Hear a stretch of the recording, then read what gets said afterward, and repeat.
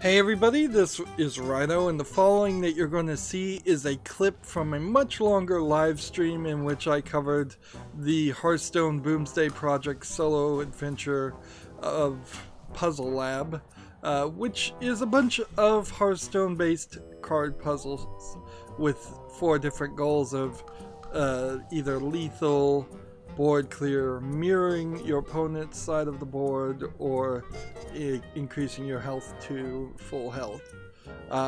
With the exception of the last handful of puzzles in the final tiers, I found most of these puzzles super simple, and because of that, I really don't feel like you're going to be very satisfied if you have to look up the solution, or if you do look up the solution without at least giving it a good 20 minutes to an hour. However, there are some that will undoubtedly confuse quite a few people, and that's what these solutions are for. Now, because this is a clip, it's just going to clip into the solution. You may not understand what I'm saying. I may get cut off, and that is fine. Remember, once you know the solution, you can't unknow the solution. So consider that before you watch too. And finally, I would ask that you like this video and subscribe to my channel. And when you subscribe to my channel, make sure you click the notification bell. Thank you. Here's the clip. Wrong. Would it hurt to try again? Well, let's do that again.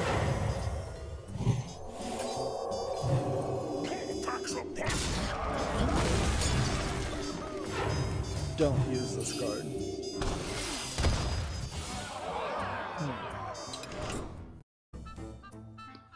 So that was the solution to that puzzle.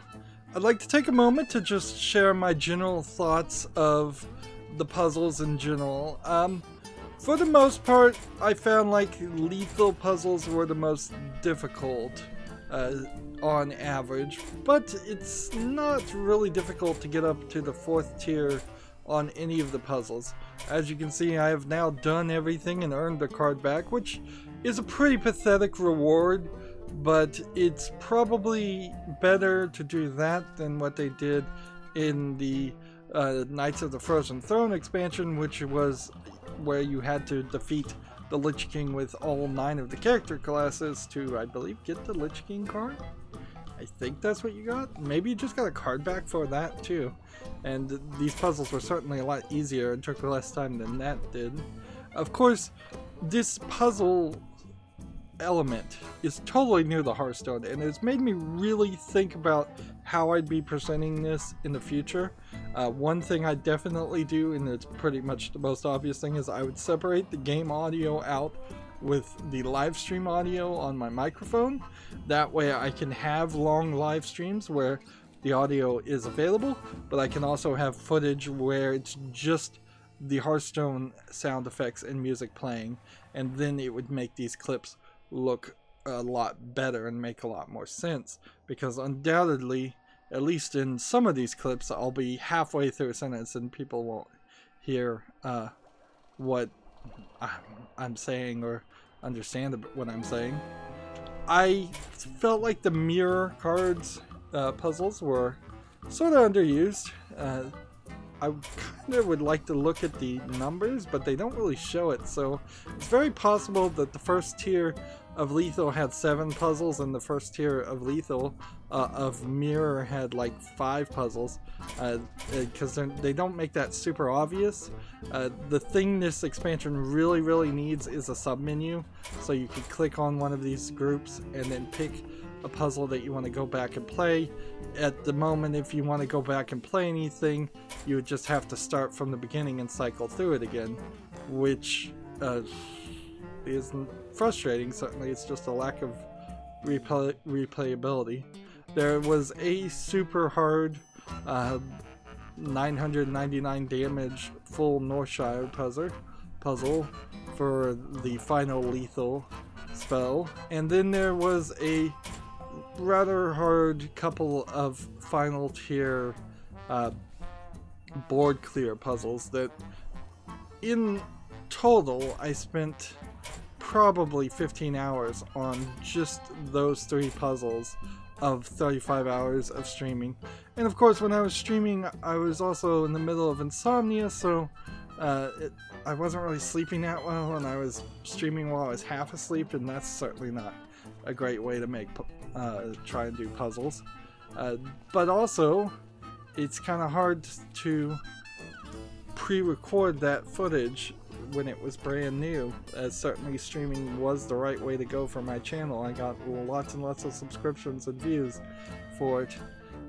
Board clear puzzles are alright, and survival puzzles are alright, although there were a couple times in the survival puzzles where you really were surviving via different means than just healing yourself. So had they broken up survival puzzles into give your hero immunity puzzles, set your hero to or what increase your hero's armor puzzle above the 40 damage that it was going to do.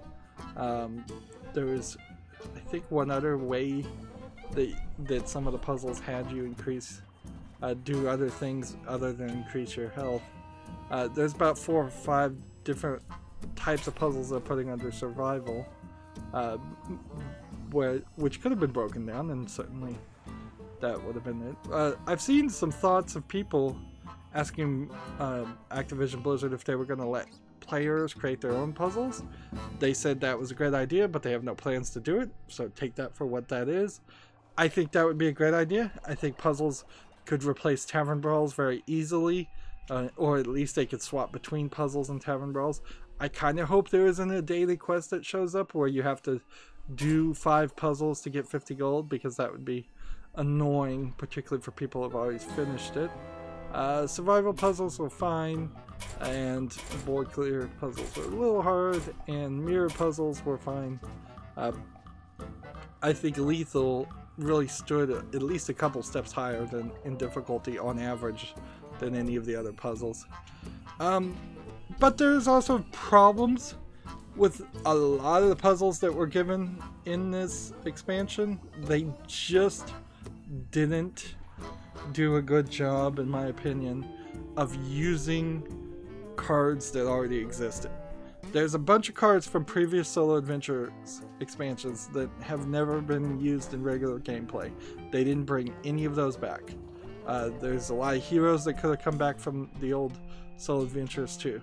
There's a bunch of cards that are wild that they really didn't play too much with any of those, and they really didn't play with the cards that are standard either. Instead, they introduced some cards that just don't exist in regular gameplay. So even if you solve a puzzle using a card, if the card doesn't exist, you've not learned anything, and that inherently gets to the problem with this puzzle systems. Unless Hearthstone decides to separate itself and redefine itself as this puzzle card game and ranked collectible card game in equal parts, these puzzles don't feel like playing Hearthstone. They don't feel like playing ranked, they don't feel like playing arena, they don't feel like doing a tavern brawl. Maybe some of the tavern brawls might feel a little bit like that. They also didn't feel like they really taught you too much as far as gameplay mechanics that people might be overlooking. Of course, I'm so far into this game, I've been playing it for so long, maybe it does teach some basic things that I'm just overlooking. But yeah, there's definitely some weirdness on the puzzles that they did make and how they made it. It seems like they just kind of had never thought about this, and this was the last second idea to do this expansion. Which is weird, because this expansion came way too early and has really messed up my schedule and overcommitted me to doing a lot more work, editing out so much of the footage down into just short, often less than a minute clips of the successes, whereas Hearthstone in general is the game that I can rely on to not force me to do any editing or any extra work. Well, that's it, where I'm going to wrap up with this ideas. If you want to see the entire live streams, there are 7-part videos on my channel where I live streamed the Boomsday puzzle expansions, but they are very, very rough live streams. I am not going to deny that. There are many times, particularly at the end, where I spend 3 or 4 hours just banging my head against puzzles and don't find the solution, to the point where I actually had to look up the solution for the last 3 myself.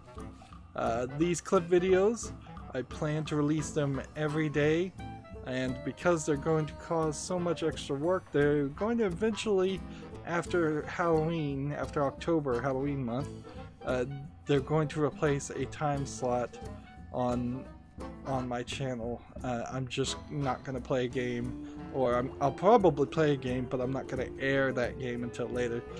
This entire year has been a year that's been terrible for all YouTubers, and it's sucked a lot of the energy out of the room for YouTubers and creators, me included. One of the major things that did that is them changing and moving the goalpost and kicking me out of the YouTube partner program, so I can't even earn the pennies on ad revenue I used to make. Anyways, that's where I want to wrap up. I end all my episodes the same way. I ask you to like this video, I ask you to share it with your friends, I ask you to comment, I ask you to watch every second of all my videos, because that tells YouTube's algorithm that my videos are worth watching. If you want to friend or follow me, which I would like you to do, there are links down below for Twitter, Facebook, Tumblr, Google+, Steam, and Battle.net. Yep, you can friend me on Battle.net so we could potentially play Hearthstone at some point. Also, if you want to support my channel, right now I'm asking people to friend me on Steam and gift me a game that way. Either you pick a game from my wish list or just a game you'd like to see me cover. If I do get a game gifted to me, it's going to be at the highest of priorities to cover. And if you don't want to pick, you can also gift cards through Steam. Or if you happen to have a Steam code through a different third-party site, you can just send that code to me through Twitter direct message. And I think that is it. So thank you for watching.